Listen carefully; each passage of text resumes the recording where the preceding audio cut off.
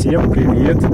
Смотрю первое видео уже, которое я залил где-то час назад, набрало 53 просмотра на канале Мир вокруг. Да.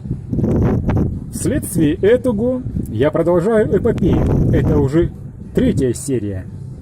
Но трилогией мы не ограничимся. Смотрите, как уже тут все метет. Дороги явно уже под этим, как его там, снежным накатом и льдом. Да, машин ездит мало на бухте Тихой. В городе о Владивостоке, да.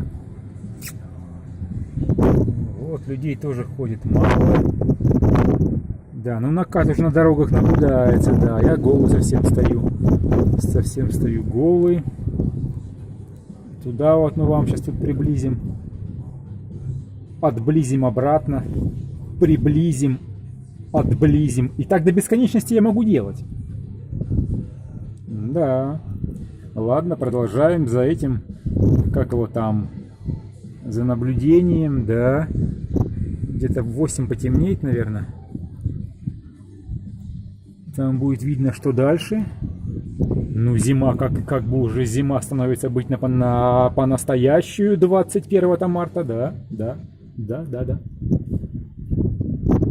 Медленно едет машина. Машина едет медленно. Уже все думали, все, весна, ура, ура, подснежники. Ой, а что это он тут совсем останавливается? А, едет, нет, а, едет, а вот автобус едет. Ой, ой. Что-то он там чик-чик-чик-чик-чик, что-то трет. Трет. Также начинали уже буксовать на горках, сопках. Вот смотрите.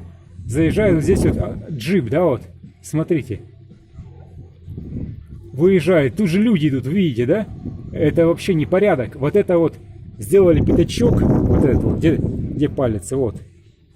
Его огородили бордюрами на бухте Тихой в городе Владивостоке. Да.